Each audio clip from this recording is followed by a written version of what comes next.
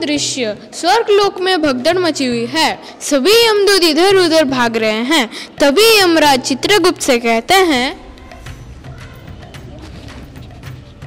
चित्रगुप्त, तुमसे इतनी बड़ी लापरवाही कैसे हो गई? समझ नहीं आ रहा है महाराज, इतने बड़े समय तो ऐसा कभी नहीं हुआ। महाराज की जय हो। प्रणाम महाराज। यमलोक में ये कैसी भगदड़ मची है? पता नहीं ऋषिवर, इतने वर्षों में ऐसा कभी नहीं हुआ।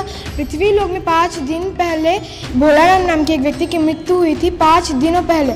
अभी तक उसकी जीव यमलोक में नहीं पहुंची। महाराज, एक मुझे उसकी जीव लेके यमलोक आ ही रहा था, पर 20 रास्ते में भाग गया, अभी तक नहीं मिला। आप लोग चिंता न करें महाराज, मैं अभी पृथ्वी लोक जाता हूँ और जाकर पता लगाता हूँ कि पूरा मामला क्या है। आखिर भोलाराम की जीव गई तो गई कहाँ? दूसरा दृश्य नारद मुनि घर के बाहर आवाज लगाते हुए, घर पर कोई है? जाओ बाबा जाओ, अभी आपको देने के लिए हमारे पास कुछ नहीं है। अरे माता सुनो तो, मैं यहाँ कुछ लेने नहीं आया हूँ। क्या ये भोलाराम जी का घर है? हाँ, ये भोलाराम का घर है, परंतु उन्हें गुजरे 5 दिन हो गए। अगर तुम्हारा उनसे कुछ लेना देना है तो यहाँ कुछ नहीं मिलेगा। हमें क्षमा करिए महाराज, हम आपको कुछ नहीं दे सकते। नहीं नहीं माता, मैं यहाँ कुछ लेने नहीं आया हूँ। वैसे भोलाराम जी को हुआ क्या था?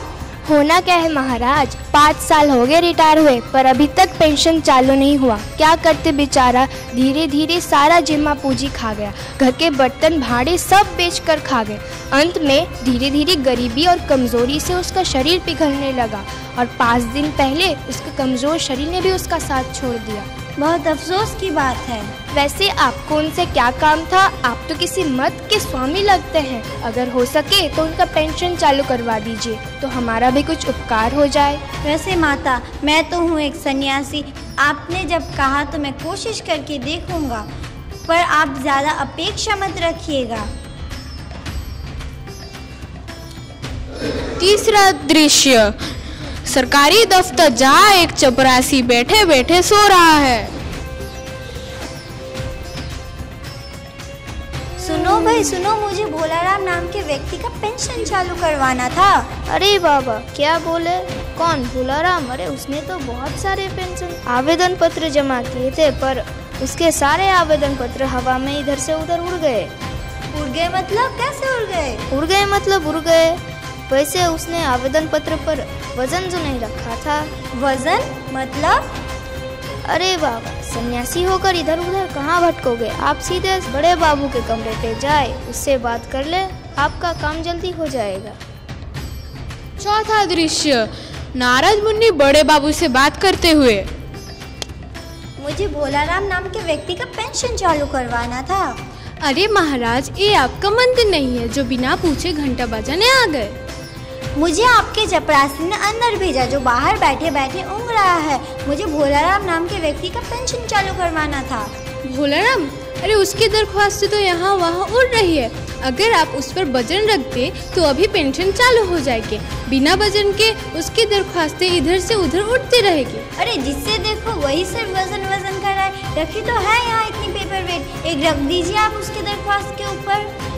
अरे महाराज, बहुत भोले हैं आप। वजन का मतलब कुछ समझे, जिससे मेरा भी भला हो और आपका भी।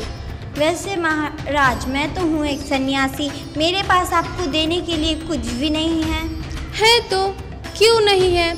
आपके बिना उच्च कोटि के कार्ड से बनी हुई मालूम पड़ती है। मेरी बेटी संगीत सीखती है, उसके बड़े काम आएगी। ठीक है, तो मैं यह वीणा भोलेराम के पेंशन की दरख्वास्त के ऊपर वजन के तौर पर रखता हूँ। अब तो भोलाराम की पेंशन चालू करवा दीजिए। क्यों नहीं महाराज। अरे मोहनलाल, भोलाराम की दरख्वास्तों वाली फाइल जरा लेकर आना।